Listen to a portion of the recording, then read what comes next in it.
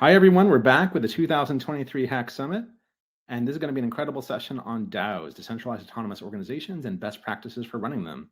And we're joined here by Reza Jafari, who's from PubDAO, as well as Will Villanueva, if I pronounced that correctly, from Element Finance, who's building DAO tooling and is also running a DAO of his own.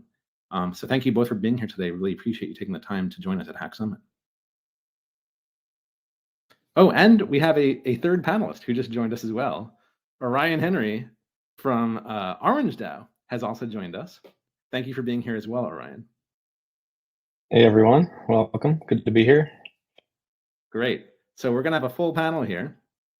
And the goal is just to educate us on DAOs, basically. And relatively new construct, but is very exciting in Web3 and has pretty broad applicabilities. So to get started, I wanted to give everyone a chance to introduce themselves to the audience. And so maybe you could talk a little bit about yourself and your background, and then talk a little bit about your company or your protocol and what you're building. So Reza, do you want to start with PubDAO? Absolutely. So my background, I originally got into crypto as a writer, which kind of led me to PubDAO eventually. It took a few years. Around 2016, just started writing a lot of content about crypto because at the time, most of the content was written by developers. And I became very obsessed with the concept of Ethereum after I read the white paper and was like, more people need to understand this, and just started pushing content out everywhere I could. And at one point was the most read writer on Medium, Quora, and Hacker Noon for the subjects of like crypto, Ethereum, Bitcoin, etc. This eventually led me to just writing in general about crypto, getting paid to write white papers and stuff like that. And then eventually it dove into the DAO world, where I met up with Decrypt, and they kind of told me this dream about PubDAO that was a DAO focused on improving the ecosystem for content creators and writers specifically within Web3. And I drank the Kool-Aid and dove in on it. So that leads me to PubDAO. What PubDAO is PubDAO is at the moment not technically a DAO. We have not completely decentralized yet. We have these non-transferable membership tokens that we've given out to like the core contributors and stuff like that. But we're still in the process of fully decentralizing. But the ethos or mimetic goal of PubDAO is to sort of be like a better business bureau for writers and content creators in crypto, or One Infra, if you're familiar with them, an association that both like protects writers and also sets up some standards for quality and stuff like that. One of the first things we're looking to do is start incubating different publications, blogs, things that we think are bringing value to the space, as well as building up a directory of people that are quality writers. Because I'm sure everyone on this panel, if you've ever tried to contract writers to get stuff done for your protocols or DAOs, there's a really huge gap between quality writers and people who can write about Web3, and the Venn diagram doesn't have a lot of people in the overlapping section. So that is PubDAO. Thank you, Reza. And Will, do you want to go next? Yeah, I got into this space in 2017. I originally started by building Bounties Network, and then I did a bunch of stuff. I remember at the time Gitcoin's like infrastructure went down, and I helped out Kevin. And then after that, I went into ETH2 research, helped start up some of the R&D efforts at Consensus, built a team called Quilt, authored a few different like EIPs, protocol things, protocol dev for a bit, and then started Element. So Element Finance is a fixed and variable rate tool and instrument in DeFi. And actually today, we rebranded to Delve. We're working on a bunch of different things. So, we have a governance framework, an SDK. So you have this tooling where you can launch and, do a DAO and manage your DAO. We've Hyperdrive. We have this new tool essentially in DeFi around. It's a new AMM that's really, really powerful, really cool. And some other things as well. So yeah, that's my background. Awesome. Well, can you give us the URL for Delve, by the way, for the audience in case they want to check it out? Delve.tech, DELV, DLV.tech. Got it. Our new, yeah. So you can Great. scroll through. Congrats on the launch today. That's fantastic. Thank you so much. Really appreciate it. Yeah. So. And Orion, you want to go next and talk about yourself and Orange DAO? Yeah, certainly. Thanks, Ed. So my name's Orion, one of the Genesis members of Orange DAO about 15 months ago. And we are a venture DAO of alumni of Y Combinator. So we're more than 1,300 founders of YC-backed companies. And we started the DAO and the fund to invest and support founders working in crypto and Web3. My last startup was a metaverse hardware company. We were making wearables compatible with the Oculus Quest to improve hand tracking. So I have a hardware background, studied electrical engineering, but also did a Berkeley MBA. And it's been awesome being a part of this community and plugging in with folks. So again, our mission is really to create the preeminent founder DAO, supporting more founders in crypto to accelerate how Web3 grows and will become mainstream ultimately. So we've put together a $50 million fund for investing in early stage founders. We believe we're building the future of venture capital. We call this community capital because the entire DAO can participate and earn carry by doing things like reviewing applications, interviewing startups, bringing deals, and then supporting these founders like our lives depend on it.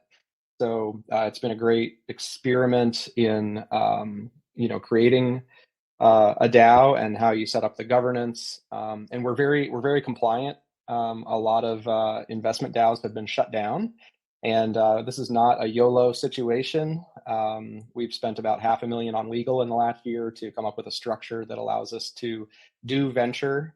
The venture fund is actually legally separate and then from the DAO, and then the DAO supports the startup. So it's really a venture fund supercharged by a DAO is our structure that we actually syndicate and help other venture DAOs spin up with as well. So yeah, thanks, Ed. Thank you. So let's dive into some of the questions. And these are basically just jump ball questions. So if any of you have a thoughtful answer, feel free to just start addressing these questions. So the first question I have is, what are the advantages and disadvantages of a DAO versus a traditional company? Like, what are the pros and cons of DAOs, basically? Any thoughts on that? Sure. Yeah. I sort of see it's just part of the open source movement. So this is what I say to everyone is the reason why I'm in this tech, why I like it, is we're sort of making, these financial primitives and everything open and allowing other people to be able to contribute to it permissionlessly in most cases. So there's never been a time where, a savant, 12-year-old savant in his or her parents' home, is able to launch it, could have launched a DeFi protocol and have billions of dollars go through it, right? That's sincerely unique to bringing financial systems into an open system. And so DAOs essentially are a formal mechanism to let that open system run. Awesome. Any other thoughts, Reza or Ryan? Pros and cons of DAOs? I think I can jump in on that. I usually joke about DAOs getting you a lot more downsides than upsides. For example, if you if you're not an LLC or a C corp, then there's no shield protecting individual DAO members from either the personal liability that an organization may incur or the tax benefits that an LLC or a C corp provides. Right now, obviously, you structure things in a way around it, but that means our DAO ends up creating US LLCs for different purposes. And then it's like, well, aren't you back where you started? Of course, as Will suggested, DAOs are all about creating the possibility of incremental and permissionless contributions. Something we discovered early on at Orange DAO is for us to get the velocity we wanted, we needed a core team of full-time people to enable those part-time and incremental contributions. And so that's, to me, that's the primary benefit that a DAO can earn, right? It's a much more democratic organization than a typical company, but we look at the DAO and the DAO governance as a thin layer on top of many teams. And teams within a DAO, you know, they're still them like startups and developing products. And so we look at the whole thing as a governance layer over several teams that can collaborate and coordinate. In our case, right, it could take other forms as well. But those are some thoughts. Yeah, beyond Thank you. And Reza, any thoughts? Yeah, sorry. Beyond like what Will and Orion mentioned with like the open source benefits, incremental contributions, like I think what's really cool about DAOs is like if it's a DAO around a protocol, for example, is the durability that it can provide for the product or whatever it's doing. You know, like if you wrap something in a DAO, it can, if you do it properly and you build the product properly, like the product can live forever. It got a lot less singular points of failure, less attack vectors, if done properly. But on the other hand, DAO's kind of the con side of it, I would say, is that democracy sucks. And if you have a clear vision and you're trying to move quickly and reach this action, reach this goal, a DAO is probably not the best way to do it. But when you're trying to get insight from the best people, from the smartest minds, to really take a concept and make it the best it can be, I think that DAO is one of the best ways to do that, because the hierarchy of it. You know, there's very few situations where random people on the internet who might have extreme competency in an area you need can just jump into a chat room and immediately provide value. Yeah, that's. So I agree and disagree with some of the statements. So I think, you know, I think both of what you all said is right now, but the tooling's getting there. Like, we're advancing there. It's all about like making these frameworks, you know, so much stronger. So I think one of the things, you know, Orion, that we had heard is sort of there's liability with individual members of the DAO. So you know, there's a route where essentially, you know, you do have ways to sort of protect some of those members, have the DAO launch services directly. This is sort of the you know, tooling that's you know, getting there. There's Mackie voting, some ZK voting as well, which is interesting. Also, Reza, you know, as far as like democracy, right? The, you know, communism aspect of DAOs, right? Socialism aspect of DAOs, it's not always like the most efficient, but it can get there, right? So sort of, you know, you can run and have different teams in the DAO operate like, you know, a representative democratic system, right? The whole idea of representative democracy is the fact that, like, you know, why do I want, like, you know, this musician answering questions about how, you know, my protocol, you know, is technically run? Or do I want, you know, this engineer to answer questions about what type of music this protocol produces, right? So you know, there's a lot of ways to do that, and this is sort of the concept of building tools around launching sub DAOs. You know, I think there's also some interesting things there that coordinate, like Orca and other bits that have sort of developed. So I think we're going to get there. It's just we're still so early, right?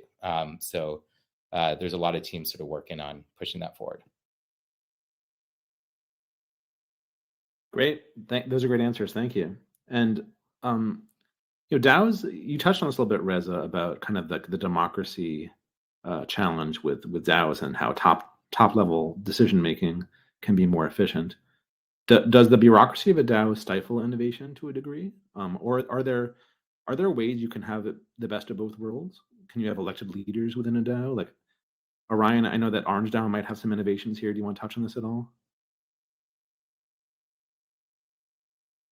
Yeah, glad to share how we deal with it. And yeah, so we have committees over certain functions, currently governance, treasury, and programs, but they do continue to evolve. Programs is basically responsible for different products that the DAO is building and supporting those teams, sometimes with accountability. You know, as I mentioned, the way that we do some things to try to achieve the best of both worlds is by allowing teams to operate as independent, you know, not decentralized within a team. The team itself, like let's say it's a founder success team that's supporting founders. They can decide how to use their budget and how they want to operate according to a leader of that team, right? And so then they can move with speed because it's more like a startup or a company where they can make centralized decisions. But then like the process for just defining and then ratifying the budget that powers that team is done at the DAO level. And that is a longer process of seasonal budgeting, right? Which actually, I'll just share one more thing. This reminds me, sometimes I've been collaborating with other DAOs as well. Sometimes I hear folks complain about the levels of bureaucracy, but as also mentioned, some DAOs have very significant treasuries, and then if you compare that bureaucracy to what a corporation might have, or the amount of process, the process is quite light overall. So that's been an interesting kind of dichotomy of considerations. Like, yeah, so-called bureaucracy is not fun, but when DAOs, such as Nouns DAO, are controlling multi-$100 million treasury, then then it makes sense if there's some processes and procedures in place. So. Yeah, just to be clear, when I say sorry, when I said democracy sucks, I also only work in DAOs, so like this is me griping as someone who does this. This is all I do. So I would not have it any other way, just to get that out there. But like I think that when it comes to like making them more efficient, like you really nailed it. It kind of depends on the type of DAO. Like you could have like the service DAOs like Raid Guild, where like you don't really need to set up the different different sections of the DAO, because you just have essentially a bunch of contractors who are getting together and they all have shares. You have investment DAOs. There's when we talk a lot about DAOs everywhere on social media, blogs, everywhere, and like I feel like we need different names or different acronyms for all the different types, because they're so completely different. It's like comparing an LLC to a nonprofit, but in crypto we just loop them all together. I feel like I got really distracted from the question itself, but just had to throw that point in there. Makes sense. Long story short, we need more differentiation between the types of DAOs. And I think that we as an industry need to do a bit better job of labeling these things, because what ends up happening is that we have like a whole cohort of thousands of people on social media who have made a career out of like philosophizing about DAOs with this sort of like nebulous commentary that doesn't really mean anything and isn't very actionable. And then we've got this next group of people who are eating all this content up and being like, this is what DAOs are. And then they try to contribute, and you get like all these people with different ideas of how these things should work based on these nebulous ideas they were fed from people who don't actually know how they do work. And it's an interesting environment, but again, like I wouldn't be working anywhere else besides here. So it's fun. Thank you. Can I share something, by the way? Yep. Yeah. So so this last week, so I recently released some DAO tooling, DAO contracts, all these things called Council Kit, which is pretty cool. So we had a bunch of people building on it. And so last week, we sort of rallied because we wanted to bring, some of the top minds building DAOs, top minds in governance, people who are working on tooling together. And so we're actually officially launching a optimistic rollup which is going to essentially be the governance rollup. So the idea behind this rollup, you can go on there, you can launch your DAO on demand, very easy tooling, very simple. You can migrate or be on this rollup, and there's a high council. And so the high council, essentially each of the DAOs that come to this rollup will get a vote in the high council. And so and then that sort of, administers and manages things like shared delegation systems, shared, voting reputation standards, shared voting vaults. So people can vote with LP tokens. They can vote with, maybe, Ethereum attestation service. They can vote on, multiple chains. So there's a very big cross-chain element on this. So So anyway, so we rallied all these people, and it's sort of a big unification and show of, DAOs essentially in the space coming together to solve a bunch of problems and to figure out like what is the standard we're going to sort of make the future of DAOs become. And this is a really good way to get people together, make it their own. And there's a lot of shared network effects you have by having it all on the same roll up, all in the same environment. So just want to share that. It's really cool. You all, we'll be like talking about it here pretty soon. But it's a group, it's something that's shared by a bunch of groups. So this isn't necessarily element specific, but we just, got people and rallied them to do this. That's fantastic. And along those lines, like this idea of like DAOs collaborating together and DAO to DAO partnerships, like what are those exactly? And like, is that a thing these days? What do you guys think? Yeah, I mean, that's what that is, right? So we have in this group 10 DAOs, 5 bridging companies, or a bunch of bridging companies, a bunch of tooling companies. And the whole idea is that you have this high council where everyone can sort of collaborate with.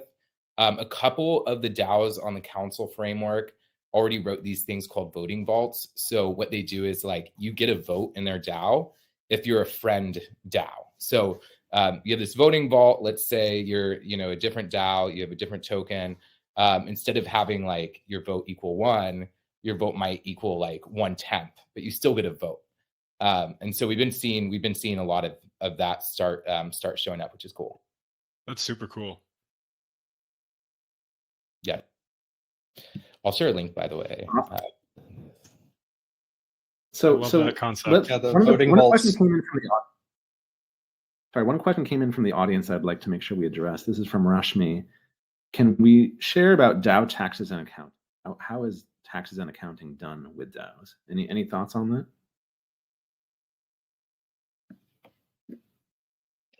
That's I guess it doesn't obscure you. Yeah, I'll jump in. I think it's gonna. I'm sure different DAOs do it in different ways. I can just share how we do it at Orange DAO, of course, which is again highly compliant. So we do actually pay taxes when we have activities that are generating revenue, such as like let's say we're going to do a DeFi yield fund, which is the kind of thing that we do. Then we're going to probably do that with a US LLC, and that's going to pay taxes. Our DAO itself happens to exist as a Cayman foundation, not called a nonprofit foundation, but basically nonprofit. But that entity can own the other entities, and so we have basically different LLCs for different activities. The fund is its own traditional GP LP structure that is a US entity, and so then in our case, the tax treatment just comes down to each of those LLCs and where they're domiciled. So nothing, too magic or tricky, but the DAO itself, existing in the Caymans.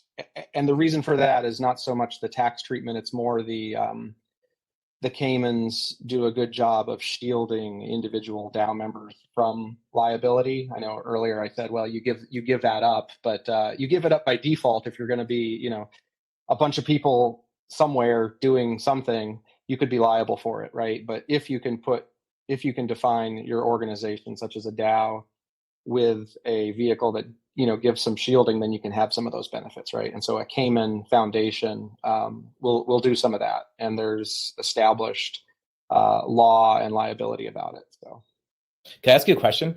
So, do you all post your quarterly revenue results as a DAO? Do you have like a accounting that you post? I think you guys invest, right, in different startups. Do you have like a post of like how those investments have been going, what the valuation is, similar to how like basically a VC would have to their LPs, or like a similar concept? Yeah, so we're not quite that public yet, but I can share, for example, here's a Twitter list of our startups for easy following on Twitter. The financials we do, the fund has to do audited financials, and we share that with LPs, but not more broadly right now. And we'll see if that's a move that we're going to make later on. And again, the fund technically operates outside the construct of the DAO, but really on behalf of the DAO. So basically, we can share like here's here's lists of our portfolio companies in different formats, but yeah, not necessarily the individual performance on every one. Fortunately, we have a MOIC, a multiple on invested capital, of about 1.4 right now, with an 8-month average investment lifetime. But yeah, we don't have it like publicly shared or as open. And we're kind of talking about that. What's our path to making things more open? Because that really is the ethos, right? We talk about open source software, and then, frankly, we look at our GitHub and it's like, wait, they're all private. What happened, right? and most people are they're working on their own projects, and it's almost like an afterthought. But I think we're kind of evolving and thinking about how do we want to structure that strategically, so that we're open where it's valuable to the community.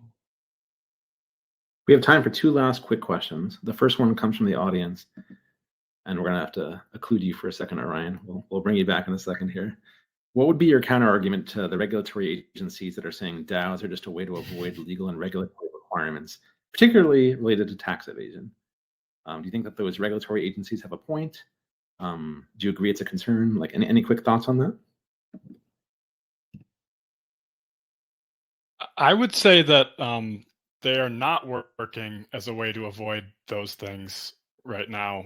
And like, I think that's what we've seen with some of the lawsuits and such recently. Like, you can wrap it up however you want. Like, I don't think that any of the ways that we've set things up so far have proven to be what's the only word I can think of has a someone described it to me earlier today as unfuckwittable. It's like, and I don't think we have any of those systems yet. Like, people have found ways to, bring down pretty much everything we've thought up so far, from like the Cayman Foundation to the DAO to everything. Like, I think we're still in search of a way to package this up in a way that is going to protect people in general. Like, with the library case, weren't they saying that like anyone who had voted on a DAO proposal was then like liable for the actions of the DAO, which in that case makes DAOs a lot worse of a wrapper for people to engage with. So yeah, I don't think that. I think that is kind of just like the government throwing up things, trying to push a narrative that isn't really the case. I'm also a huge crypto nerd, though, so. Yeah, and I think it's like the government not even giving a framework, right? Like, the DAO is the natural way, right, to manage things that are setting parameters on a protocol, or that sort of rally multiple people, right, that are dedicated to working on something. It's a really good formal method and way to codify collaboration, and it'll get better and better. But having like some framework would be great. It's really hard that the government has not given a framework, right? And that's why I think Rez is right. It's actually probably not better. It's not this amazing wrapper to avoid regulation, because it doesn't seem like it has played that role. But yeah. Awesome. And I learned a new word today, which is the term unfuckwittable, which I'm going to add to my words. So I had one last question, which is just around this. We only have about a minute left, so just rapid fire. Just give their thoughts on this. Is that, are DAO tokens meme coins, or do DAO tokens actually accrue value? What do you guys think?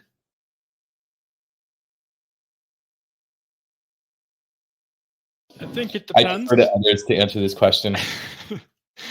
Yeah, I think it depends. And like, one man's meme coin is another man's opposite of a meme coin. So one man's meme coin is another man's Dogecoin. Yeah, that's the phrase you're looking. Yeah, I think it does depend. Like, there are some DAOs that are just taking a trending topic and using it to try and profit, and they essentially are meme coins with a multi-sig treasury. And then there are some where like there's genuinely, you can genuinely see how like maybe I would want to hold voting rights in this DAO, and like if I believe in this product, I want to have like skin in the game on this product, and this product or this DAO is using this governance token in a way that is going to maintain my, not authority, but voting weight, my governance in this thing, then like there are situations where I do think that governance tokens do and can appreciate in legitimate ways. But I also love meme coins, and I don't think there's anything wrong with meme coins per se. And there's probably a lot of DAOs out there that their governance tokens are essentially just meme coins. I heard a great prediction. Someone told me that when Ethereum flippins Bitcoin, Doge will then become number 2 before Bitcoin, which I wouldn't be surprised by. Love it. Well, we're out of time. Thank you very much for all of your thoughts today. This has been a great panel, and we learned a lot. If you enjoyed the session, consider donating to charity at hacksummit.org. I'm sure the nonprofits would greatly appreciate that. And Reza, Will, and Orion, thank you again for such a great panel today. Thanks, Ed. Thank you, everyone. Good times. Bye. Everyone, we'll be right back with an awesome presentation by Sega, which is the next generation DeFi protocol, and it's going to be a lot of fun. So we'll be right back.